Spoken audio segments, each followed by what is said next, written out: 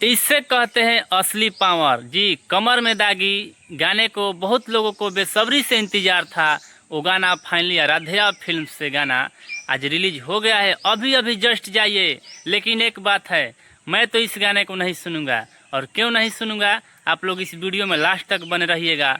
अगर आप लोग मेरे चैनल पर नए हैं तो चैनल को सब्सक्राइब जरूर कीजिएगा, क्योंकि मैं इसलिए नहीं सुनूंगा कि मेरा जो डाटा है 1 GB है और मैं एक बार सिर्फ इस गाने को सुना हूँ। और जब मैं गाना सुनूंगा तो बार बार सुनने का मन करेगा, क्योंकि इतना ही अच्छे है ना कि कुछ इस प्रकार का गाना है। ए रजऊ कमर में खुसत खुसत प्लेट, कमर में दागी भइल बा, गजब का गाना है भाई। आप लोग भी जाएं, रउआ लोग भी जाएं, जितना भोजपुरिया दर्शक बानी जाए जा और इस गाना का आनंद उठाई जा। काहे से कि हमारा पास सिर्फ 1 GB ही डाटा बचल बा और हमारा वीडियो अपलोड करे के बा। अगर ये गाना सुनत रहिम तो हम भर दिन सुनते रहिम।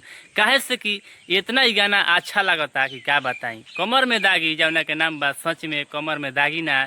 इस चैत के महीना में, ज्येष्ठ के महीना में कमर में आग लगावे जा रहा बा।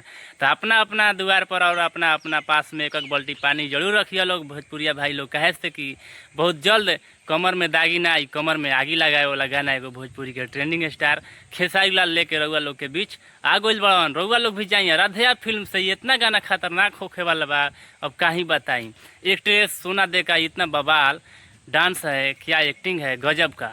और जाइए आप लोग भी, आराध्या फिल्म से ये गाना गजब का, इसका लाइक और व्यूज जा रहा है ना, समझ सकते हैं आप लोग। मैं प्रॉब्लम बता दिया कि मेरे पास सिर्फ 1 GB डाटा है और मेरा वीडियो अपलोड करना है। अगर इस गाने को मैं सुनूंगा तो सुनता ही रह जाऊंगा, क्योंकि ये जो गाना है ना इतना बढ़िया लगता है कि क्या बताई। कमर में दागी ना, कमर में आग लगाए वाला खेसारी भैया एगो लेके गाना आगुल बढ़न। तो जाइन जा रउआ लोग भी आनंद लीजिए। आराध्या फिल्म्स भोजपुरी चैनल से ये गाना, और इतना ही गाना बाजी कि क्या उम्मीद से भी ज़्यादा बाजी। इतना तो उम्मीद ना रहे कि कमर में दागी, लेकिन ना ये दागी ना, ये कमर में आगी वाला ही भोजपुरी के ट्रेंडिंग स्टार रउआ लोग खातिर लेके चल बड़न।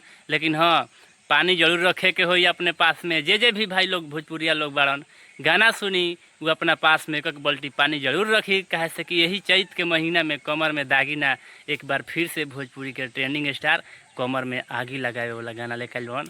तो चलिए, अगर आप लोग मेरे चैनल पर नए हैं तो चैनल को सब्सक्राइब कर दीजिए, ताकि हम खेसारी भैया के ऊपर बहुत सारा वीडियो बनावत रही और हम भी आनंद लेते रही रउआ लोग से। और अपना राय कमेंट में जरूर दीजिए कि ये गाना बा जौन भोजपुरी में का हमरो शादी ब्याह में गाना बाजी कि ना बाजी। आप लोग कमेंट जरूर करिएगा।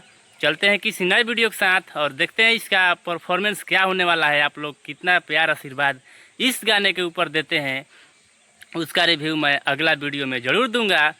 11 से 12 बजे के बीच में मेरा एक और वीडियो आएगा, कमर में दागी नहीं कमर में आगी। मेरा थंबनेल यही रहेगा, कमर में दागी नहीं कमर में आगी। तो चलिए चलते हैं। Thank you, love you all भोजपुरिया दर्शक।